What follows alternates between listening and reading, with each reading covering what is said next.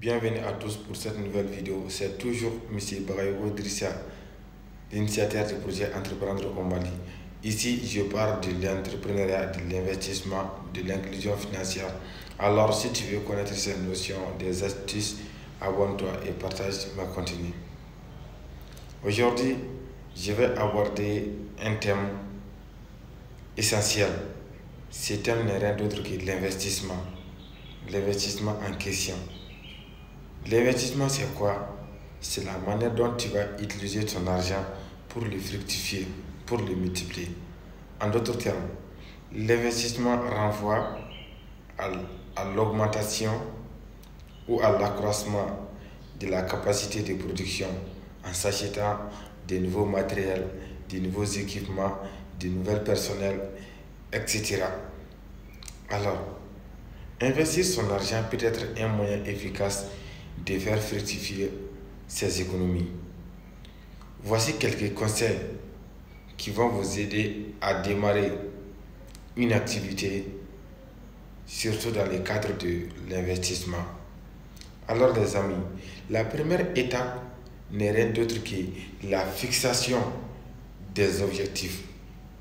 Il faut déterminer pourquoi tu souhaites investir, que ce soit dans l'immobilier, dans le financement de tes études ou bien dans n'importe quel autre domaine. C'est la première étape. Il faut fixer des objectifs financiers clairs. Après l'établissement des objectifs, il faut élaborer un budget. Assurez-vous de bien gérer vos finances personnelles en créant un budget qui vous permet de mettre de côté une partie de vos revenus pour investir.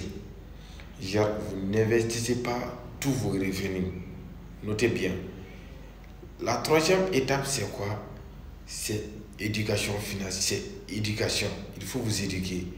Apprenez les bases de l'investissement en lisant des livres, en suivant des vidéos comme celui-ci en ligne et en consultant des ressources fiables.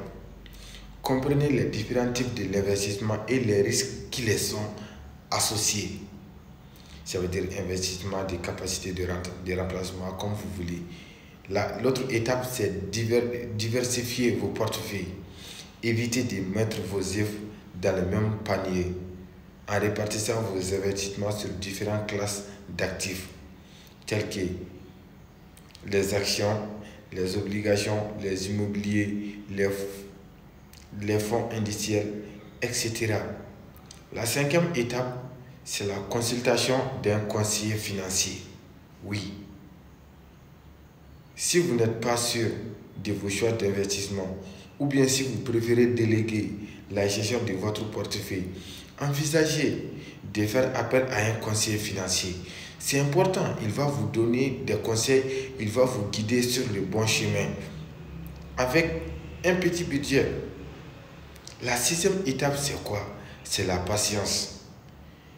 L'investissement est généralement engagé à long terme.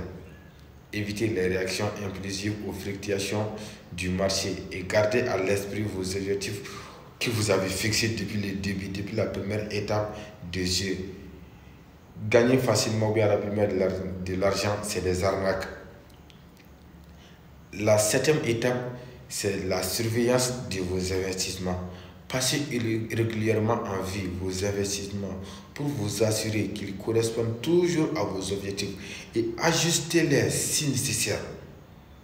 La huitième étape, c'est l'évaluation des risques. Évaluation des risques. Comprenez les risques liés à chaque investissement que vous avez fait. Évaluez votre tolérance au risque. Les investissements plus risqués peuvent vous offrir des rendements plus élevés et vice-versa. Mais ils comportent également une plus grande volatilité, ça donne un plus grand changement parce que c'est plus risqué. La neuvième et la dernière étape dans le processus d'investissement, c'est la conscience des frais. Oui, les amis, vérifiez les frais associés à vos investissements, tels que les frais de gestion ou bien les frais de transaction, et assurez-vous qu'ils sont raisonnables et justifiés. Rappelez-vous que l'investissement comporte des risques et qu'il est important de faire preuve de prudence et diligence dans vos décisions financières. Si vous avez des doutes, il est préférable de demander l'avis d'un professionnel qualifié avant de prendre toute décision d'investissement pour ne pas tomber dans l'eau.